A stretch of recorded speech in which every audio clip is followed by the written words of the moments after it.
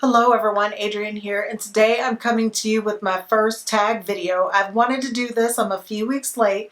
This tag did come out last month in December. I'm not sure exactly who created it, but I think the first YouTuber I saw that did it was Dr. Ash. I think her name is Dr. Ash in her makeup. And so I thought that was a really cute tag and I wanted to do it, and plus it made me think about what my favorites were and what I like about those particular palettes. So without further ado, I am going to show you the palettes that I chose for my top 10. And the first one is the Proceed with Caution palette. It is a ColourPop collaboration with Makeup Shayla, and I'm going to open it up and show you guys what the inside of this palette looks like.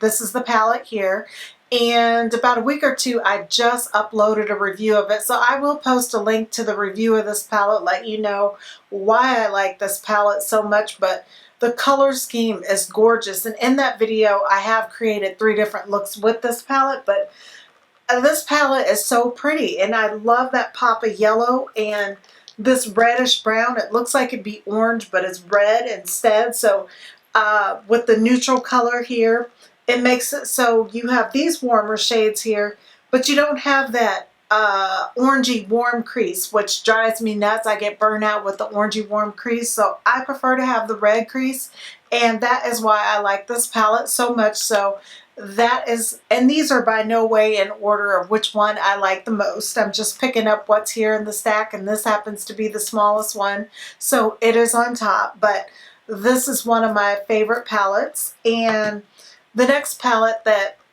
I want to include is my Tartelette and Bloom palette. I love this palette, and this has been a favorite for the last couple of years while I've had it. And in case you haven't seen what this palette looks like, this is the inside of it. And my favorite thing about this palette is it's just row after row of neutral look, and the neutral looks aren't super orangey warm. Like I said with the last palette, I don't really care too much for the orange. Not the orange. I do like orange, but I don't like brownish orange. I don't like to get a transition shade and think it's going to be a brownish color and it turns out to be orange on my skin tone, and then I have a warm orangey look. So this palette doesn't do that to me. My actual favorite shade in this palette is this one here, and I think it's called Rocker. It's I don't even know how to describe it. It's kind of a silvery shade, but it's a silverish gray shade, and I don't have any other shade in my makeup collection that looks anything like this on my skin tone. And I like the different contouring shades also. It's nice to have that variety with none of them are black, but they're a dark enough brown and different undertones of brown, and this one's kind of a reddish color. And this one row here is a true neutral. It's not a warm neutral, it's not a cool neutral, it's just true neutral. And this one's more of a, both of them are just true core.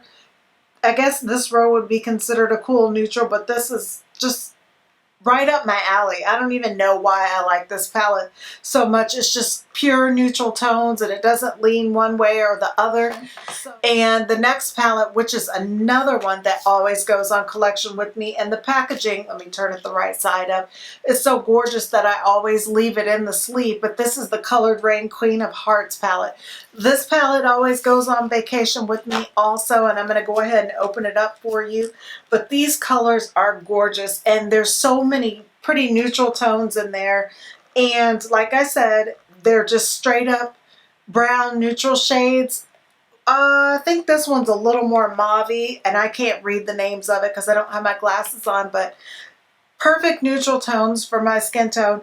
And my favorite shade in here is this Dethrone color.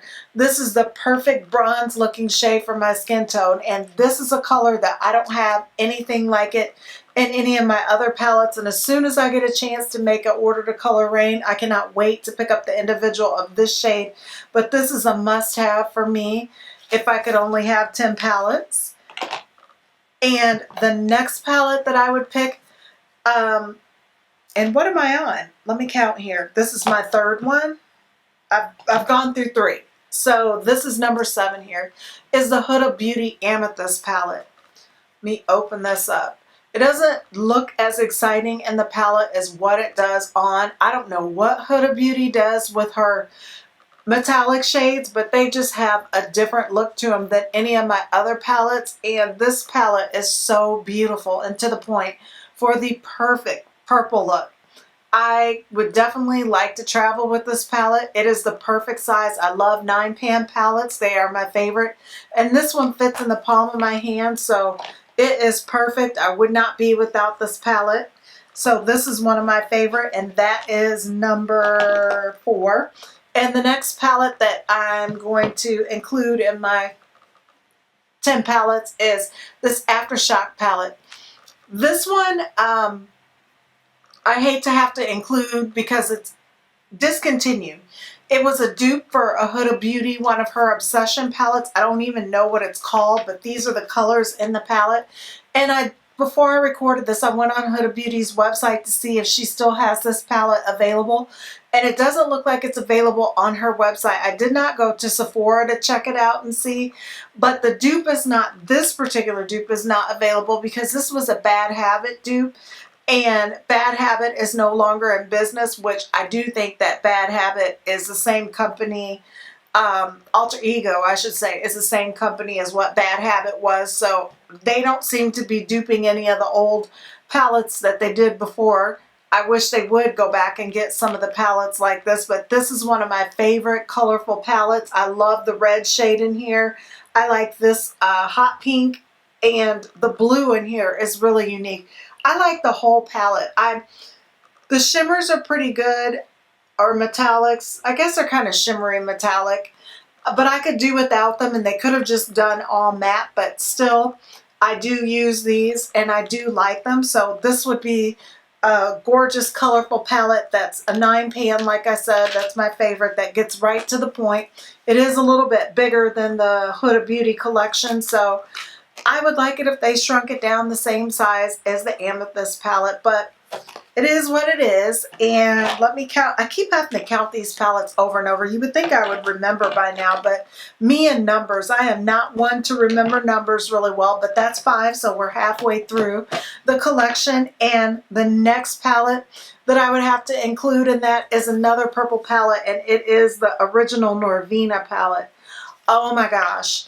This palette, when I first saw pictures of it, I thought it looked like the most boring thing in the world, but once I saw it and swatched it, not just saw it, but had to swatch the palette, I realized how gorgeous this palette is on my skin tone.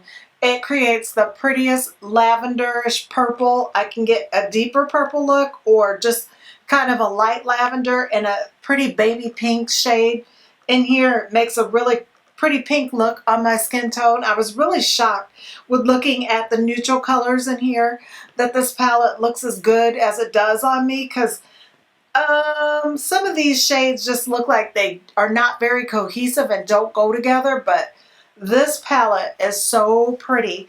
And I do have a review of this palette. I'll post a link to it up here, and I have created the 2 looks that I was going on and on about. I have one of the lavender purple looks and the pink look in that video if you want to check that out. And moving on to the 4th palette, it is another Huda Beauty palette. It is her Nudes palette.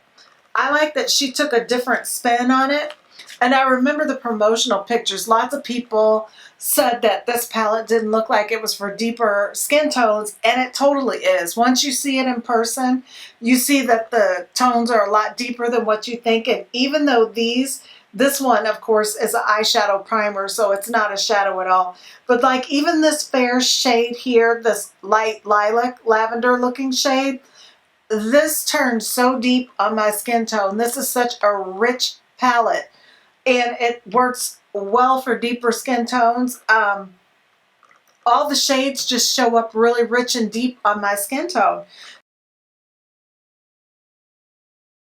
And it's gorgeous in her metallic shades. Oh my gosh, they are so soft and buttery and creamy and rich, and they are just like a foil type shade the way the finish turns out. Her shades like this, she is so innovative with some of the finishes that she comes up with.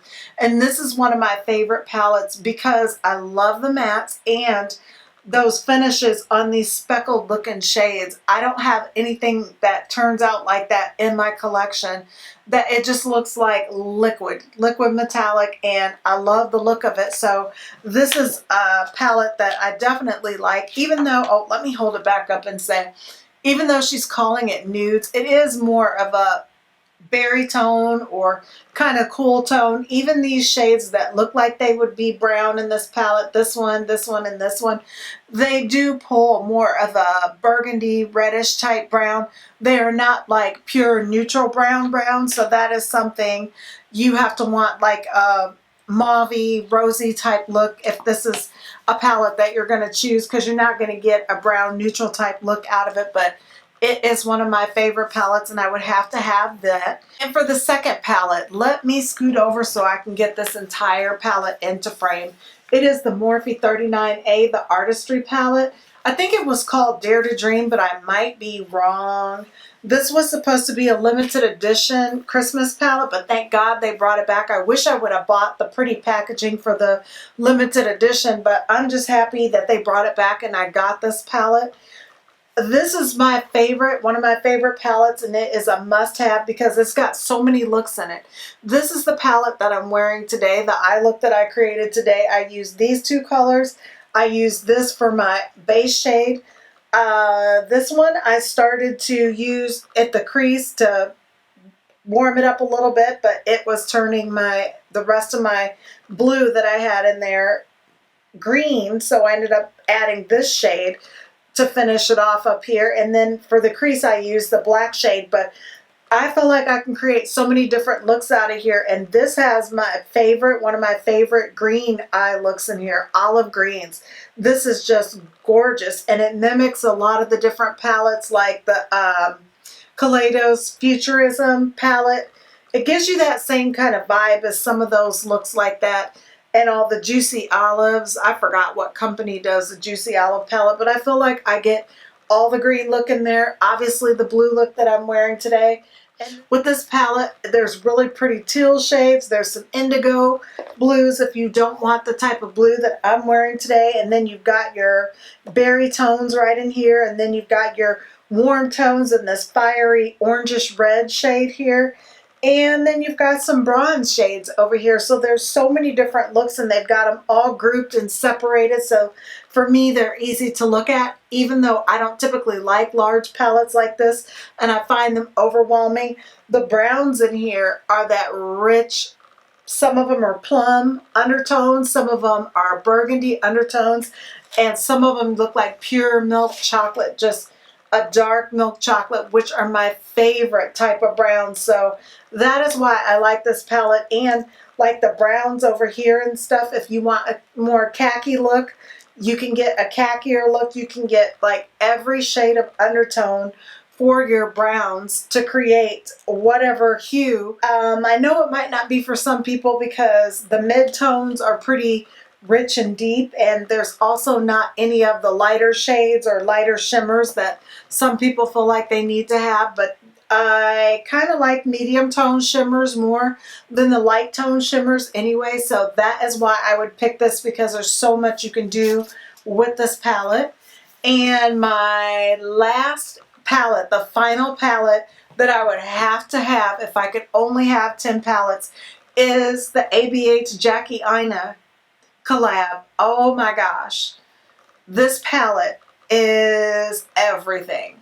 I can do glam looks with this palette. I've worn this palette to work, like multiple looks out of this palette to work, and I've gotten so many compliments on it, and I think that it fits any type of occasion.